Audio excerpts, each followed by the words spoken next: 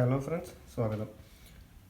ഇന്ന് ഞാനിവിടെ പറയുന്നത് കുറച്ച് നമ്മളെ കാറിലൊക്കെ കുറേ ആക്സസറീസും സ്റ്റീരിയോ സിസ്റ്റം ആക്സസറീസ് അങ്ങനെയുള്ള സാധനങ്ങളൊക്കെ ഫിറ്റ് ചെയ്യുമ്പോൾ നമുക്ക് സ്പെഷ്യലായിട്ട് വേണ്ടുന്ന കുറച്ച് ടൂൾസിനെ പറ്റിയിട്ടാണ്. ടൂൾസ് അതുപോലെ കുറേ മെറ്റീരിയൽസ്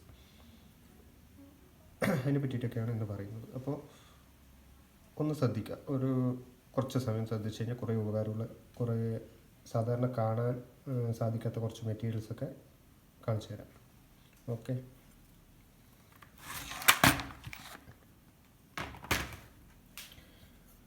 ആദ്യമായിട്ട് പ്രൈയിങ് ടൂൾസ്. ഒരു പ്രൈയിങ് ടൂളാണിത്. എന്ന് വെച്ചാൽ നമ്മൾ കാറിലെ ഡാഷ് ബോർഡൊക്കെ അഴിച്ചെടുക്കണമെങ്കിൽ അതിൻ്റെ ഇടയിലൂടെ ഇപ്പോഴും മിക്കവാറും എല്ലാ സ്ഥലങ്ങളിലും സ്ക്രൂ ഡ്രൈവറും അതുപോലെയുള്ള സാധനങ്ങളൊക്കെ നമുക്ക് അവൈലബിൾ ആയിട്ടുള്ള സാധനങ്ങളൊക്കെ ഇട്ടിട്ട് തിരിച്ച് അതിന് കളിയൊക്കെ വീണ് അങ്ങനെയൊക്കെയാണ് അയക്കുന്നത് കാണാറ് പല സ്ഥലങ്ങളിലും. അതിൻ്റെ ഇടയിൽ തുണിയൊക്കെ തിരികിയിട്ട്. അപ്പോൾ ഇത് പലതരത്തിലുള്ള ഫ്രൈയിങ് ടൂൾസാണ്. അപ്പോൾ നമ്മുടെ ഡോർ പാനൽ അതുപോലെ പിന്നെ ഡാഷ് ബോർഡ് ഇതൊക്കെ അഴിച്ചെടുക്കാൻ നല്ല വൃത്തിയായിട്ട് നീറ്റായിട്ട് അഴിച്ചെടുക്കാൻ പറ്റും. അത് അഴിച്ചിട്ട് രണ്ടാമത് ഫിറ്റ് ചെയ്ത് കഴിഞ്ഞാൽ അങ്ങനെ അഴിച്ചതായിട്ട് നമുക്ക് തോന്നുകയില്ല, നല്ല ക്ലീൻ ആയിരിക്കും. ഇതെല്ലാ ഇൻസ്റ്റാളേഴ്സും ഇങ്ങനെയുള്ള സാധനങ്ങൾ യൂസ് ചെയ്യണമെന്നാണ് ഞാൻ പറയുക. കാരണം വലിയ വിലപിടിപ്പുള്ള കാറൊക്കെ വാങ്ങിച്ചു വന്നിട്ട് അതിൻ്റെ മുഴുവൻ സ്ക്രാച്ച് വീണിട്ടായി കഴിഞ്ഞാൽ കസ്റ്റമേഴ്സിന് അത് ഭയങ്കര ഒരു വിഷമമായിരിക്കും. അപ്പോൾ ഇങ്ങനെയുള്ള പ്രൈയിങ് ടൂൾസ് ഒരു സ്പെഷ്യൽ ടൂളാണ്. ഇത് കടകളിൽ കിട്ടാൻ സാധ്യത വളരെ കുറവാണ്. അപ്പോൾ ഓൺലൈനായിട്ട് വാങ്ങിക്കാൻ കിട്ടും, വലിയ പണച്ചിലവൊന്നുമില്ല. അപ്പോൾ ഇങ്ങനെയുള്ള പലതരത്തിലുള്ളതും കിട്ടും. ഇപ്പോൾ എൻ്റെ അടുത്ത് കുറച്ചുണ്ട്, സാധാരണ ആവശ്യങ്ങൾക്കൊക്കെ പറ്റും ഇത്. ഇനി നെക്സ്റ്റ് ആയിട്ടുള്ളത്, ഇപ്പം ഞാനിതിൽ പറയുന്ന കുറച്ച് സ്പെഷ്യൽ ടൂളുകളാണ് പറയുന്നത്. അപ്പോൾ സാധാരണയുള്ള ടൂളുകളൊക്കെ എല്ലാവരുടെ അടുത്തും ഉണ്ടാവും. സാധാരണ കാണാത്ത ടൂളുകളാണ് ഞാൻ പരിചയപ്പെടുത്തുന്നത്. അപ്പോൾ ടൂളും അതുപോലെ കുറച്ച് മെറ്റീരിയൽ. പിന്നെയുള്ള ടൂള് ഒന്ന് ഇതാണ്. ഇതിൻ്റെ പേര് നെറ്റ് റിവീറ്റർ എന്നാണ് ഇതിൻ്റെ പേര്. ഇതെന്തിനാന്ന് വെച്ച് കഴിഞ്ഞാൽ നമുക്ക് ഒരു ത്രെഡ് ഇൻസേർട്ട് ചെയ്യാൻ വേണ്ടിയിട്ട്, അതായത് കൃത്യമായിട്ട് നമുക്കൊരു പുതുതായിട്ടൊരു ത്രെഡ് ഇൻസേർട്ട് ചെയ്യണമെങ്കിൽ ഈ ടൂൾ വെച്ചിട്ട് നമുക്ക് ഇൻസേർട്ട് ചെയ്യാം. അതിന് നമുക്കൊരു ത്രെഡ് നെറ്റ് എന്ന് പറഞ്ഞിട്ട് ഇതുപോലെയുള്ള ഒരു സാധനം നമുക്ക് കിട്ടും, വാങ്ങിക്കാൻ കിട്ടും. എന്ന് വെച്ചാൽ ഇതാണ് ത്രെഡ് നെറ്റ്. ഇതിൻ്റെ ഉള്ളിൽ ത്രെഡ് ഉണ്ടാവും.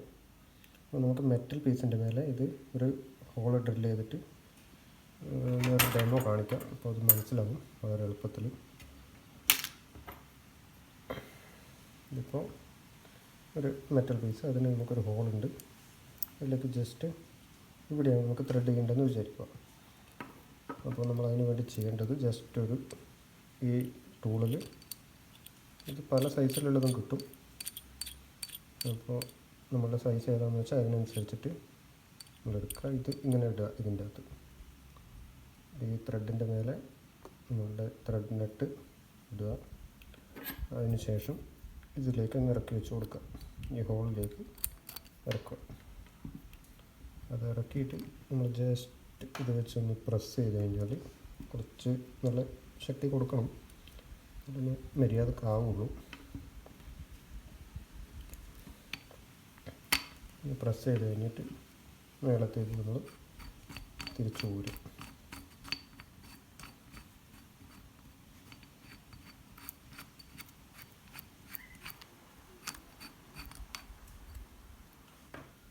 ഊരിയെടുക്കുമ്പോൾ നമുക്കിവിടെ നല്ല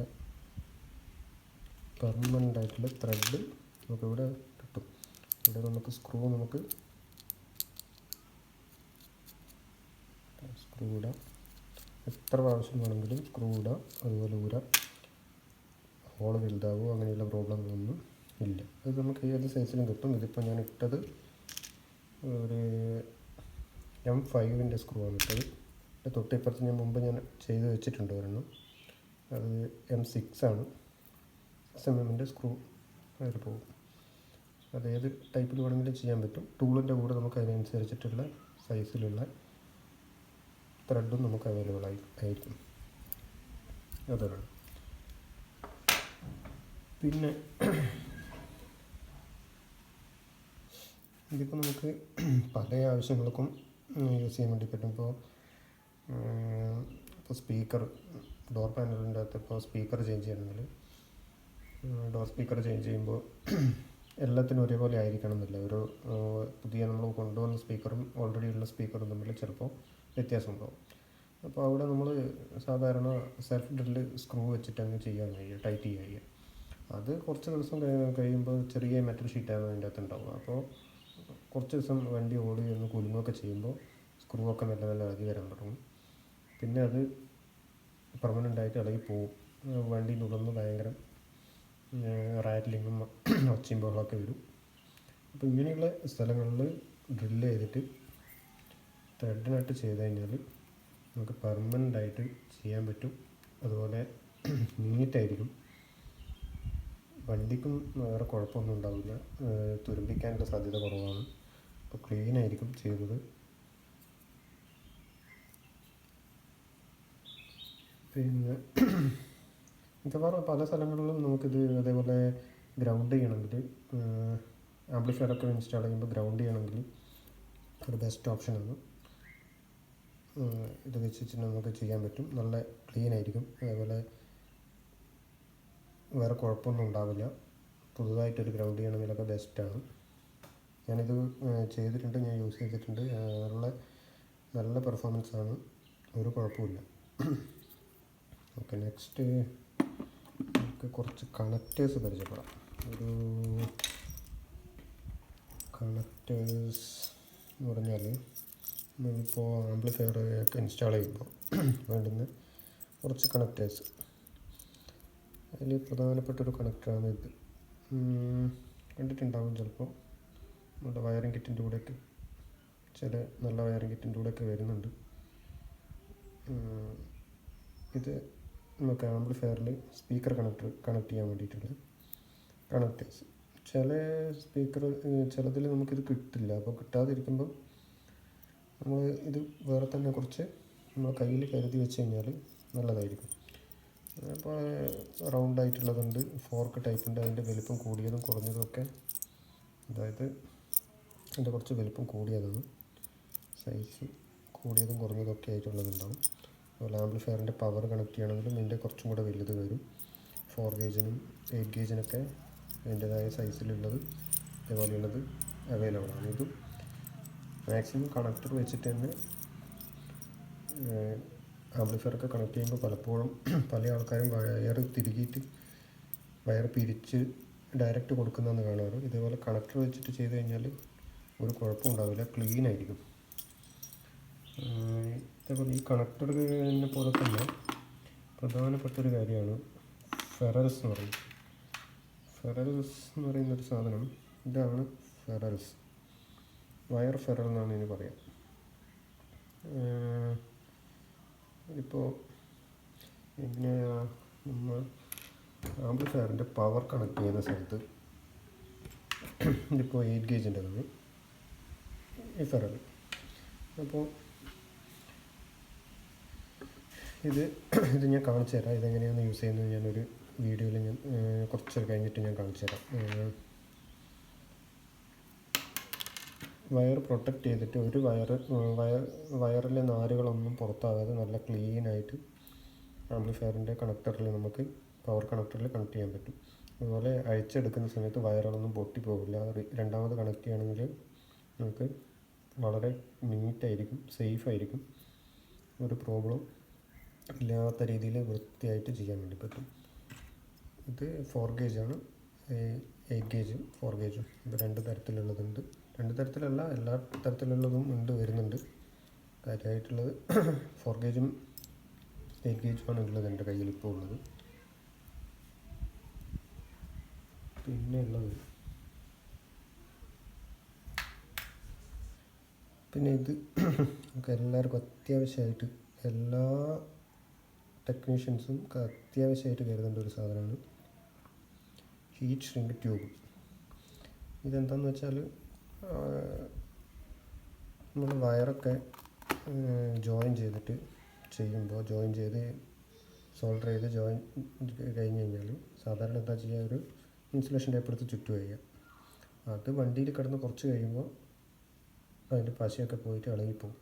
അപ്പോൾ കോണ്ടാക്റ്റിന് പ്രശ്നം വരും, നിൽക്കില്ല. അത് എന്തായാലും 1 വർഷം 1.5 വർഷം കഴിയുമ്പോൾ പശയൊക്കെ ഇളകിയിട്ട് പോകാൻ തുടങ്ങും. കാരണം വണ്ടിയിൽ ചൂടും തണുപ്പൊക്കെ വരുമ്പോൾ എന്തായാലും ഇളകിപ്പോവും.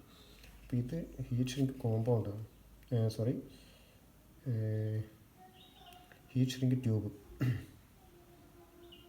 അപ്പോൾ ഹീറ്റ് ഷ്രിങ്ക് ട്യൂബ് നമുക്ക് യൂസ് ചെയ്യുന്നത് ഇത് ചൂടാകുമ്പോൾ ചുരുങ്ങി വരുന്നൊരു സാധനം. അപ്പോൾ ചൂടായി ചുരുങ്ങി വരുമ്പോൾ അത് ഞാൻ കാണിച്ചു തരാം, അതെങ്ങനെയാണ് വർക്കാവുന്നതെന്ന് ഞാൻ കാണിച്ചു തരാം.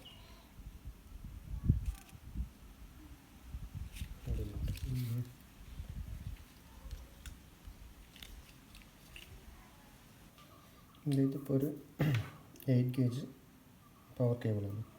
അപ്പോൾ ഇതിൽ ഞാൻ കാണിച്ചു തരാം എങ്ങനെയാണ് ഫെറൽസും അതുപോലെ ഹീറ്റ് ഷ്രിങ്ക് ട്യൂബ് എങ്ങനെയാണ് യൂസ് ചെയ്യാന്നുള്ളത് ഞാൻ ഇപ്പോൾ കാണിക്കാം. ഇതിൻ്റെ വയർ ജസ്റ്റ് ഒന്ന് നമുക്ക് സ്ലീവ് ചെയ്തെടുക്കാം.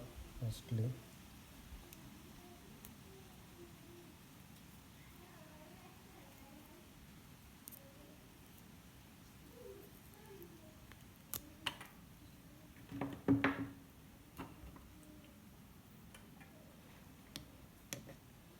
ഇതാണ് നമ്മുടെ 8 ഗേജ് വയർ.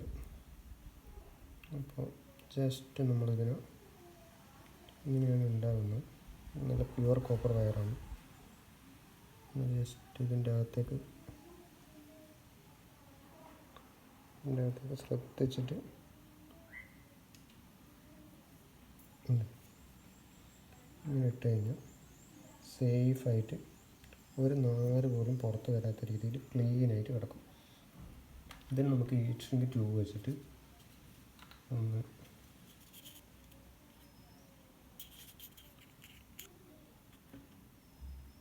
ക്ലീനായിട്ട് വെക്കാം.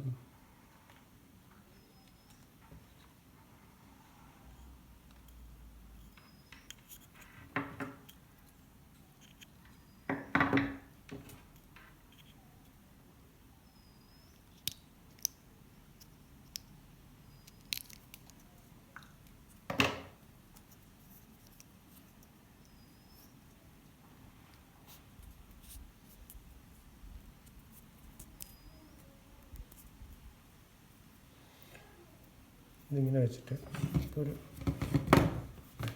ഹീറ്ററുണ്ട്. ഹീറ്ററിനെ കൊണ്ട് നമ്മൾ ജസ്റ്റ് ഇതൊന്ന് ചൂടാക്കുമ്പോൾ ശ്രദ്ധിച്ചാൽ മനസ്സിലാവും നല്ല ക്ലീനായിട്ട് ഇവിടെ കഷ്ടപ്പെടുന്നതാണ്.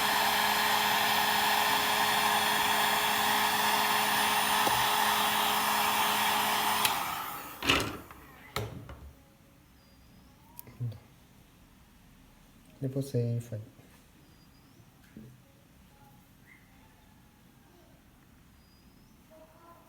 വയർ ക്ലീനായി നല്ല പ്രൊഫഷണലി നല്ല ക്ലീനായിട്ടുണ്ടാവും. ഇത് നമുക്ക് ഉപയോഗിച്ച് കഴിഞ്ഞതിന് ശേഷം എടുത്തു കഴിഞ്ഞാലും ഒരു കുഴപ്പമില്ല. ഉപയോഗിച്ചതിന് ശേഷമുള്ളത് ഞാനത് കാണിച്ചു തരാം.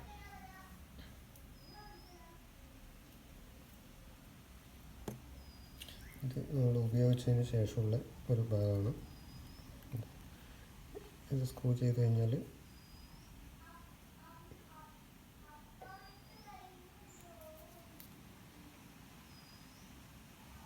ഫോക്കസ് ആകുന്നില്ല. ഇത് നമ്മളിപ്പോൾ ഉപയോഗിച്ചതിന് ശേഷമുള്ളതാണ്. ഉപയോഗിച്ച് കഴിഞ്ഞതിന് ശേഷം നമ്മൾ രണ്ടാമത് ചെയ്യണമെങ്കിൽ ഒരു കുഴപ്പമില്ല. ഇല്ലെങ്കിൽ വയറൊക്കെ പിരിഞ്ഞ് പൊടിഞ്ഞ് പോയിട്ടുണ്ടാവും. ഇത് 2, 3, 4 പ്രാവശ്യം നമുക്ക് യൂസ് ചെയ്താലും അഴിച്ചാലും ഊരിയാലൊന്നും ഒരു കുഴപ്പം വരില്ല, ക്ലിയർ ആയിരിക്കും. ഹീറ്റ് ഷ്രിങ്ക് ട്യൂബും ഫെറൽസും യൂസ് ചെയ്യുന്നതും കൂടെ നമ്മൾ കണ്ടു. ഇനി ഒരു ടൂളാണ് ഇത്. ഈ ടൂള് നമ്മൾ ഓഡിയോ സിസ്റ്റം ഇൻസ്റ്റാൾ ചെയ്യുന്ന സമയത്ത് സ്പീക്കേഴ്സൊക്കെ മാറ്റി ആംപ്ലിഫയറൊക്കെ പുതിയത് കണക്ട് ചെയ്ത് കഴിഞ്ഞൊക്കെ ആയിക്കഴിഞ്ഞാൽ നമുക്ക് സ്പീക്കറിൻ്റെ പൊളാരിറ്റി ടെസ്റ്റ് ചെയ്യാനുള്ളൊരു ടൂളാണ്. കാരണം ഏത് വർക്കൊക്കെ കഴിഞ്ഞ് കഴിഞ്ഞാൽ നമ്മൾ ചിലപ്പോൾ ടെസ്റ്റ് ചെയ്യുന്ന സമയത്ത് സൗണ്ടാകെ ശരിയല്ലാത്ത അപ്പോൾ എവിടെയെങ്കിലും വയറ് മാറിയിട്ടോ അങ്ങനെ എന്തെങ്കിലും പ്രശ്നം വന്നിട്ടുണ്ടെങ്കിൽ ഏത് സ്പീക്കറിൻ്റെതാണ് പൊളാരിറ്റി മാറിയതെന്ന് നമുക്ക് മനസ്സിലാവില്ല. ഓരോ ഡോർ പാനലും അയച്ച് നോക്കൽ പ്രായോഗികമല്ല. അപ്പോൾ നമുക്ക് ഈ ടൂൾ വെച്ചിട്ട് ഏത് സ്ഥലത്തേതാണ് ഏത് സ്പീക്കറിൻ്റെ പൊളാരിറ്റിയാണ് മാറിയത് എന്ന് നമുക്ക് ഈ ബട്ടൺ പ്രസ് ചെയ്തിട്ട് നമുക്ക് അതിലൊരു സിഗ്നൽ പ്ലെയറിലൊരു സിഗ്നൽ പ്ലേ ചെയ്ത് കഴിഞ്ഞാൽ ഇതിലൊരു മൈക്ക് ഉണ്ടാവും. ആ മൈക്ക് ഡിറ്റക്ട് ചെയ്തിട്ട് പൊളാരിറ്റി കറക്റ്റാണോ അല്ല റോങ്ങാണോ എന്നുള്ളത് നമുക്ക് ഇത് വെച്ചിട്ട് ഐഡൻറ്റിഫൈ ചെയ്യാൻ പറ്റും. അതുകൊണ്ട് വളരെ എളുപ്പത്തിൽ നമുക്ക് ഏതാണെന്ന് കണ്ടുപിടിച്ചിട്ട് ക്ലിയർ ചെയ്യാൻ വേണ്ടി പറ്റും. ഇത് പൊളാരിറ്റി ടെസ്റ്റർ എന്നാണ്, സ്പീക്കർ പൊളാരിറ്റി ടെസ്റ്റർ എന്നാണ് ഇതിൻ്റെ പേര്. ഇതും കടകളിലൊന്നും കിട്ടില്ല, ഓൺലൈനിൽ കിട്ടും. ചില ഓൺലൈൻ സൈറ്റിലൊക്കെ ഇത് കിട്ടാനുണ്ട്.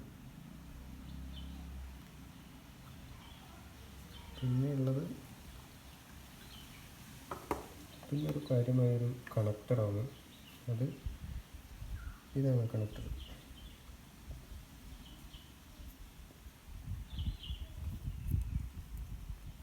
ഈ കണക്ടർ നമുക്ക് യൂസ് ചെയ്യാൻ വേണ്ടി പറ്റും. നല്ല ഒരു കണക്ടറാണ്. നല്ല സ്ട്രോങ് ആയിട്ടുള്ള കോണ്ടാക്റ്റും അതേപോലെ പൊളാരിറ്റി മാറാത്ത രീതിയിൽ കണക്ട് ചെയ്യാൻ പറ്റുന്നതായിട്ടുള്ള, ഇങ്ങനെ കണക്ട് ചെയ്യാൻ പറ്റില്ല, പൊളാരിറ്റി മാറാതെ കണക്ട് ചെയ്യാൻ പറ്റുന്ന തരത്തിലുള്ള കണക്ടറാണ്. XT60 കണക്ടർ എന്നാണ് ഇതിൻ്റെ പേര്. ഇത് നമുക്ക് ഡിക്കിൻ്റെ അകത്ത് സബ് വൂഫറിൻ്റെ ബോക്സ് വെച്ചിട്ടുണ്ടെങ്കിൽ അത് മാറ്റണമെങ്കിൽ, അതേപോലെ സ്പീക്കർ ബോക്സ്, ഇങ്ങനെയുള്ള നമുക്ക് അയച്ച് മാറ്റേണ്ട ഒരു ആവശ്യം വരുന്ന സാധനങ്ങൾക്കൊക്കെ ഇത് നമുക്ക് യൂസ് ചെയ്യാൻ പറ്റും. വളരെ നല്ല കണക്ടറാണ്. വില കുറച്ച് കൂടുതലാണ്, എന്നാലും നല്ല കണക്ടറാണ്. ഈ ഒരു കണക്ടറിന് 100 രൂപ 150 രൂപ ഒക്കെ റേറ്റ് വരുന്നുണ്ട്. പക്ഷെ എന്നാലും നല്ല കണക്ടറാണ്.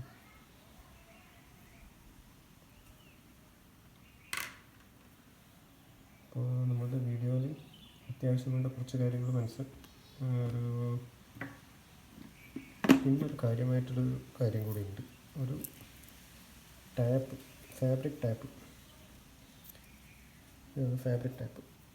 വണ്ടികളുടെ ഉള്ളിലൊക്കെ നമ്മൾ വയറിങ് ഹാർനസ് എല്ലാം റെഡിയാക്കി കഴിഞ്ഞാൽ നമ്മൾ ഇൻസുലേഷൻ ടാപ്പ് കൊണ്ട് ചുറ്റിയിട്ട് വിടുന്നതായിരിക്കും സാധാരണ.